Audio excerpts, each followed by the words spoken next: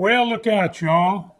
Old Finn here back thinking again, which means, of course, we got to have ourselves a little chit chat. Kind of like when, just imagine, you open up your special sweetness's bedside table drawer, just looking for the TV remote or the medicated ointment or some such, and you see something you ain't never seen before. In fact, you guessing you weren't never supposed to see it. And you just got to say, honey bunch, could we please have ourselves a little chit chat? But this now, not just any chit chat. This not about surprise contraptions in your partner's bedside table drawer. This about your future, about your kids' future, about America's future. One problem with that, of course, is that attention now more valuable than credibility, and there's little distinction between fame and infamy. Making this a good time for a shout out to say your buddies Marjorie Trader Green and Steve Bannon, Roger Stone, amongst others, and of course co-conspirator number one, the Smudge. Some of these performance politicians swore oaths to protect and defend the Constitution, but they's just partisan hacks spewing horses here to protect and defend the Smudge. So you saying, say you were a young congressman, like your buddy Matt Gaetz, the teenage girl trafficker now working for the Russians, or like your zero American values buddy Jim Jordan, who looked the other way when surrounded by child molesters but spewing anger at others for just doing their job.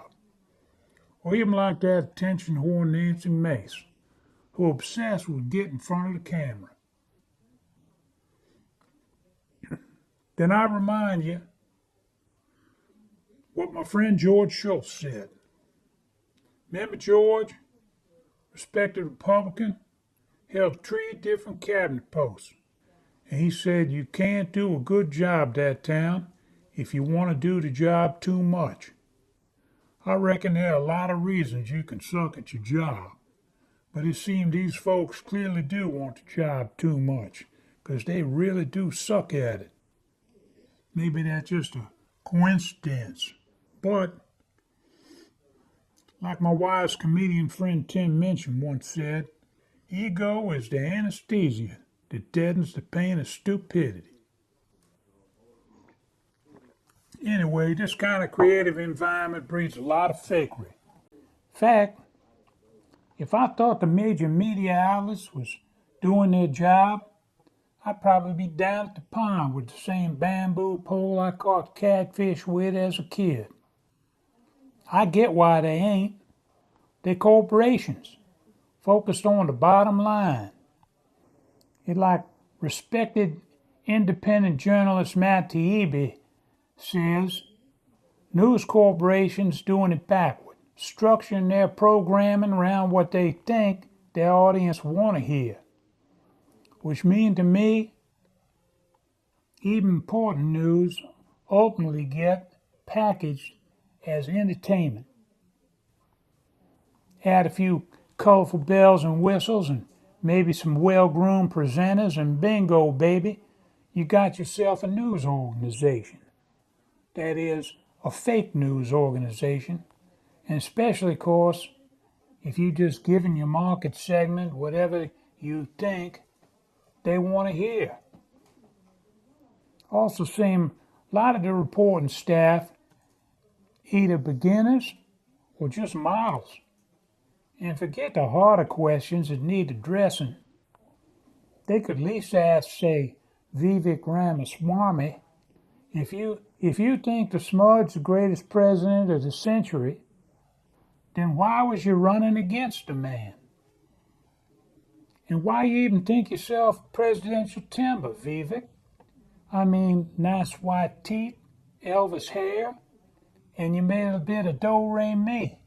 But that's supposed to mean you qualify to be president, the leader of the free world, and the most powerful man on the planet?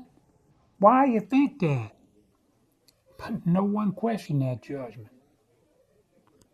There's still good journalists on the case. Mehdi Hassan is a tough one. He do his homework and quick enough on his feet to go toe-to-toe with just about any obfuscating flim-flam fascist out there, or any lying sack of horse's head in either party.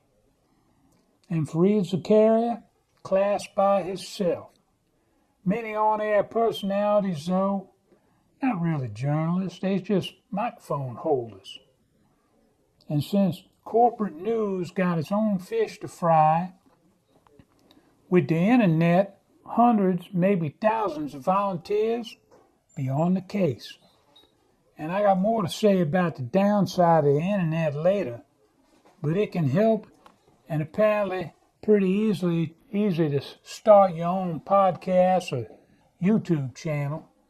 There's some good ones too, doing what the major news organizations just don't seem to. Y'all know Politics Girl. If you don't, just Google her. She's a rocket, smart, with common sense.